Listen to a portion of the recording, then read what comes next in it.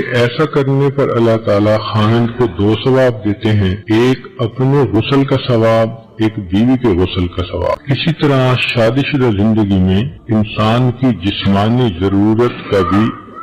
جنسی ضرورت کا بھی ایک سائیکل ہوتا ہے۔ نوبیاہتا جوڑے آپس میں زیادہ جلدی ملتے ہیں، بڑھاپا آ جاتا ہے تو زیادہ وقفہ ہو جاتا ہے، لیکن شریعت کی تعلیمات کو دیکھیں تو یوں محسوس ہوتا ہے کہ 1 ہفتے کا وقفہ ایک مناسب وقفہ خیال کیا گیا ہے جس پر زندگی کا لمبا عرصہ انسان عمل کر سکتا ہے۔ اس لیے حدیث مبارکہ میں ہے، جمعہ کا دن چونکہ شریعت کے مطابق ویکینڈ کا دن ہوتا ہے، چھٹی کا دن ہوتا ہے، تو فرمایا نبی علیہ السلام نے من غسل واغتسل یوم الجمعہ،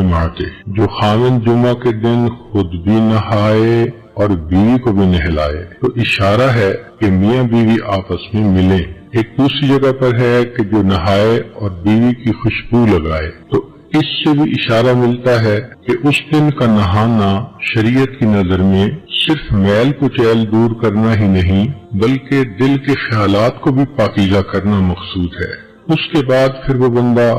جلدی اگر جمعہ کی نماز کے لیے چلے، حدیث پاک میں اس کے فضائل آئے ہیں۔ پہلی فضیلت کہ ہر قدم پر 1 سال کے روزے اور 1 سال کی نمازوں کا ثواب ملتا ہے۔ دوسری فضیلت کہ ایسا کرنے پر اللہ تعالیٰ خاوند کو 2 ثواب دیتے ہیں، ایک اپنے غسل کا ثواب، ایک بیوی کے غسل کا ثواب۔ اور غسل کا ثواب دوسری حدیث میں ہے کہ انسان جب جنابت کا غسل کرتا ہے تو جتنے پانی کے قطرے جسم سے گرتے ہیں ہر ایک کے بدلے اللہ گناہوں کو معاف فرما دیتے ہیں۔ اور تیسرا انعام اللہ اس کو یہ دیتے ہیں کہ ایک جمعہ سے لے کے دوسرے جمعہ تک کے جتنے گناہ ہوتے ہیں اللہ تعالیٰ معاف فرما دیتے ہیں۔ یہ کتنا خوبصورت دین ہے کہ جس نے انسان کے کھانے پینے سونے اور جنسی ضروریات تک کا خیال رکھا اور میاں بیوی کو ترغیب دی کہ دیکھو عبادت کی نیت سے ملو گے، ضرورت بھی پوری ہوگی اور تمہیں اللہ کے ہاں اجر ملے گا۔